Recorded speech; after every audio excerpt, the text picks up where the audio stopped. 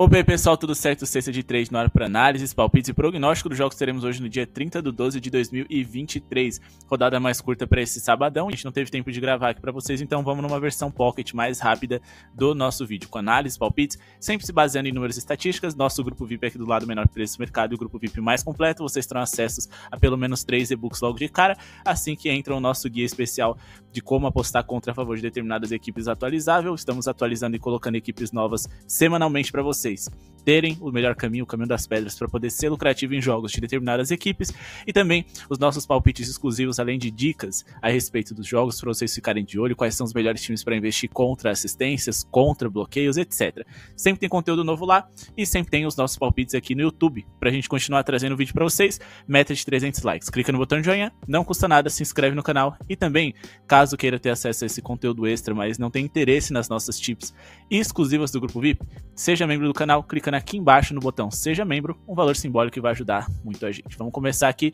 com Jazz e Heat. Utah Jazz joga em casa hoje contra o Miami Heat, com muitas dúvidas na escalação. Vamos ficar de olho quem joga. Se a gente tiver um time minimamente saudável, a gente vai fechar a nossa dupla, que também envolve o jogo entre Indiana Pacers e New York Knicks. Os Knicks jogaram ontem, eles tiveram algumas dificuldades de pontuar, mas tudo isso vem acontecendo após a perda de Mitchell Robinson, seu principal protetor de aro. Não é como se ele fosse um grande talento ofensivo. Então, no geral, os Knicks vão ter facilidade de pontuar contra uma das 3 piores defesas da liga, que é a do Indiana, e um time que sofre muitos pontos no paint, sendo que é um setor onde os Knicks se saem muito bem. Então a nossa dupla vai ser aqui na pontuação do Miami Heat, jogo que acontece às 19 horas. A gente vai colocar ali uma pontuação deles pagando em torno de 1,20, 1,25.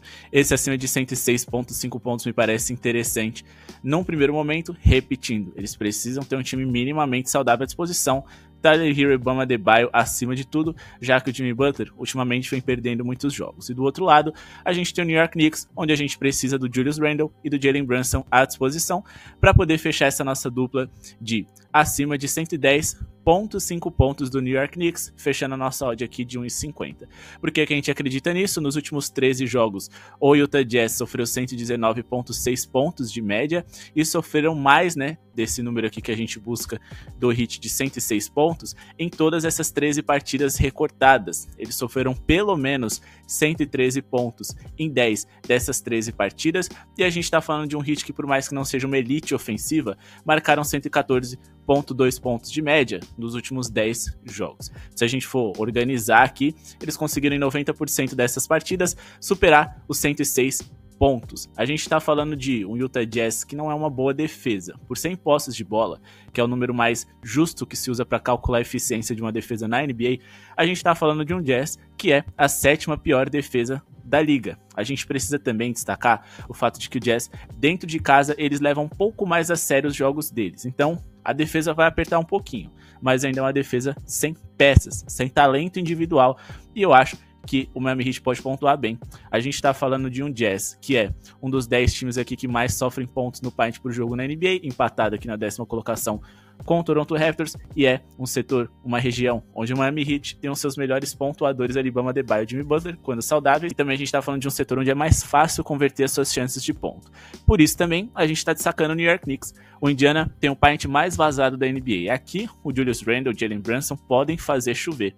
A gente está falando de Indiana Pacers que nos últimos 15 jogos em casa sofreram 120,4 pontos de média. Eles sofreram mais de 110,5 pontos em 15 dessas últimas 15 partidas. Isso que eles enfrentaram diversos ataques terríveis, como o Charlotte Hornets, como o Portland Trail Blazers, o Hornets mais uma vez e o San Antonio Spurs. Os Knicks nos últimos 10 jogos vêm pontuando muito bem, 121,3 pontos por jogo. Eles decepcionaram, acima de tudo, ontem contra o Orlando Magic. É verdade que hoje jogar sem descanso pode ser um problema, mas ainda assim, essa decepção veio muito por conta dos primeiros quartos ali da franquia. E a gente tá falando de um Knicks que teve volume. Simplesmente a bola não caiu. Eles tiveram 30 tentativas de bola de 3, 20% de eficiência. A média deles é 36,3, então eles devem voltar a uma média um pouco mais correta hoje, além, é claro, da enorme facilidade que eles vão ter em pontuar por dentro. Ontem também eles tiveram um volume mais baixo na tentativa de arremessos de quadra e voltando para essa média aqui de quase 90 arremessos por jogo contra um rival ruim, eles devem se sair bem.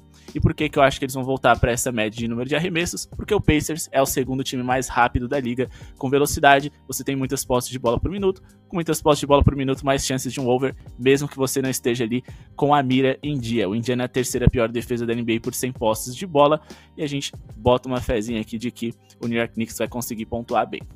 Agora vamos falar aqui de Detroit Pistons e Toronto Raptors.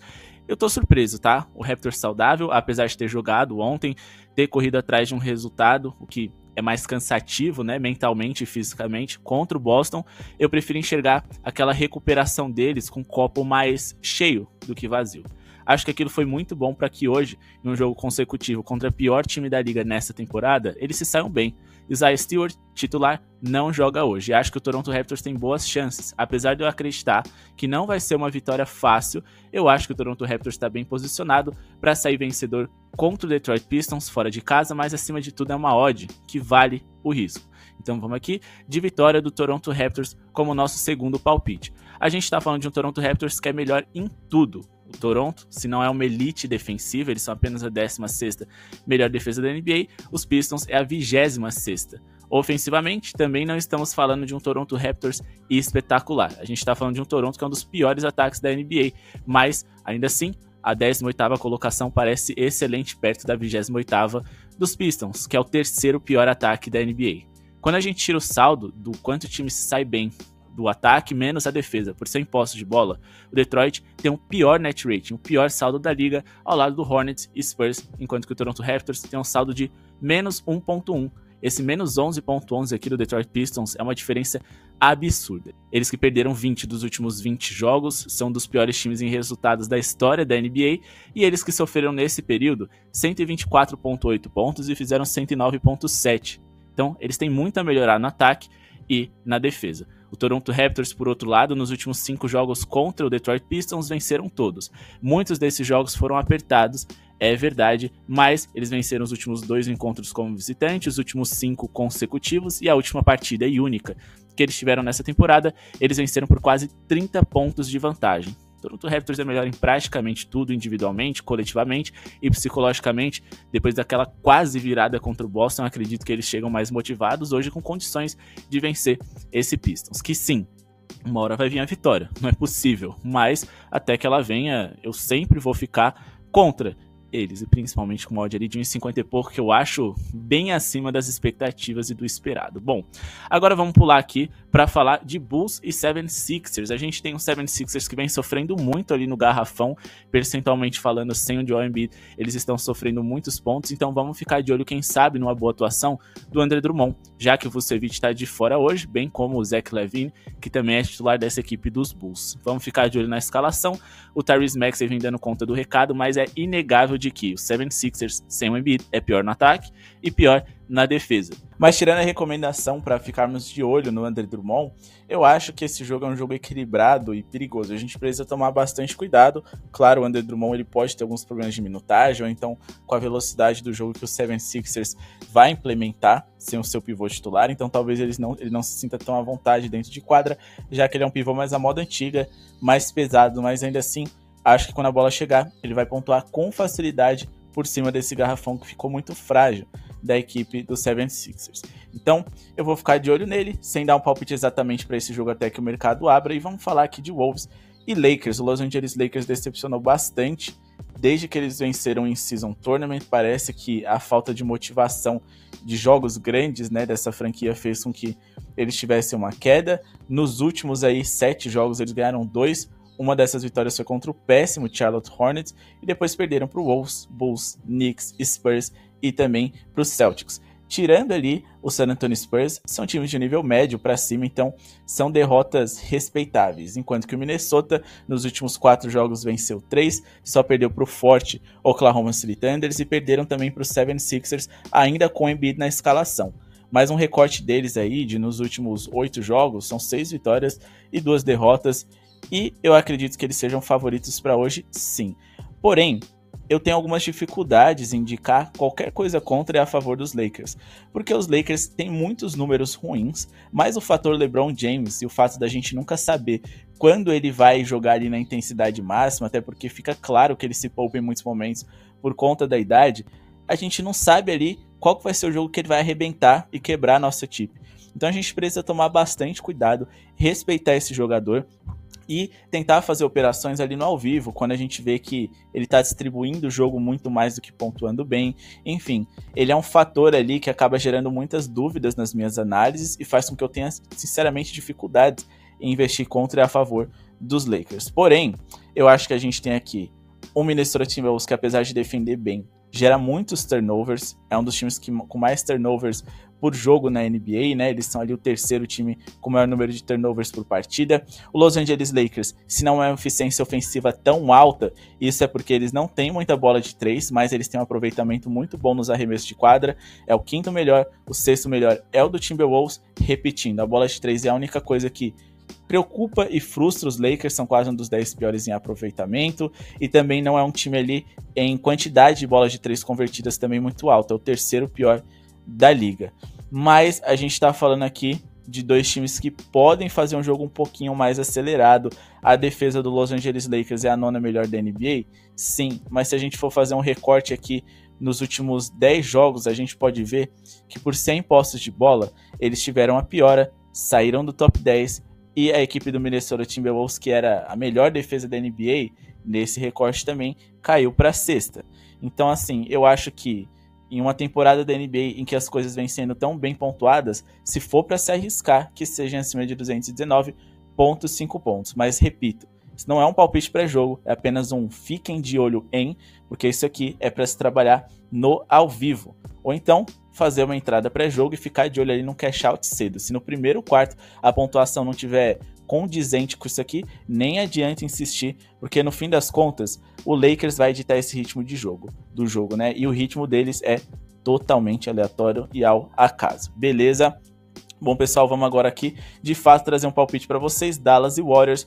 Luka Doncic é dúvida para hoje, assim como Kyrie Irving. O Doncic não jogou o último jogo e acho difícil que ele não jogue hoje de novo, porque o último jogo que ele acabou não jogando, ninguém falou exatamente sobre uma lesão grave, nem nada do tipo, então talvez tenha sido descanso, até porque foi um jogo de back-to-back. Se ele jogar, eu acredito no handicap positivo do Dallas Mavericks. Por quê? Porque o Golden State Warriors é um time que tem mais facilidade em pontuar de 3 do que por dentro, e o ponto fraco do Dallas é no ataque ali do paint, né? Na hora de defender o paint, o garrafão. Não acho que os Warriors tenham tantos jogadores para poder produzir ali naquele setor por conta de qualidade ofensiva e por conta de altura também. Então, o Dallas Mavericks, que tem defensores de perímetros bem ok, caso jogue com o Luka Doncic, eles devem equilibrar as coisas e fazer um jogo minimamente próximo no placar. Então, o handicap de mais 8.5 é o meu palpite para esse jogo a favor do Dallas Mavericks, que o Golden State Warriors nos últimos 15 jogos, por mais que eles tenham vencido aí uma boa quantidade recente, 5 dos últimos 7, no geral eles perderam 7 e venceram 8. Não é um aproveitamento espetacular, principalmente quando essas vitórias são contra o Wizards, Blazers 3 vezes e San Antonio Spurs. Eles se saíram mal contra o Miami Heat, perderam para o Denver Nuggets, mas o que mais preocupa é que sem o Draymond Green, eles têm muitas dificuldades de se defender.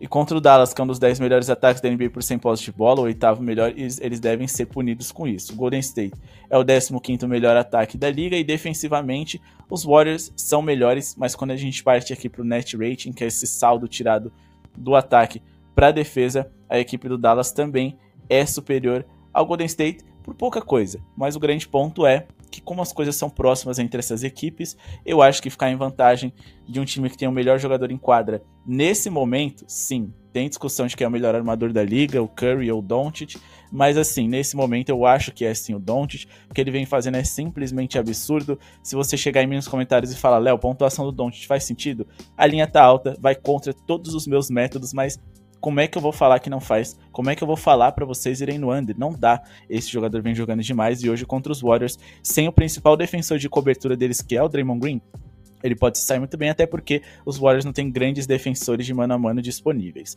O Dallas venceu 2 dos últimos 5 encontros, mas cobriu esse handicap de mais 8.5 em 80% dessas partidas, nas últimas 3 consecutivas, e nos únicos 2 encontros que eles tiveram em 2023, o Dallas também conseguiu cobrir esse handicap, beleza? Só que lembrando, os Warriors estão sem o Draymond Green, esses números aqui, a maioria é com ele à disposição, e ele não só faz falta defensivamente, mas ofensivamente também.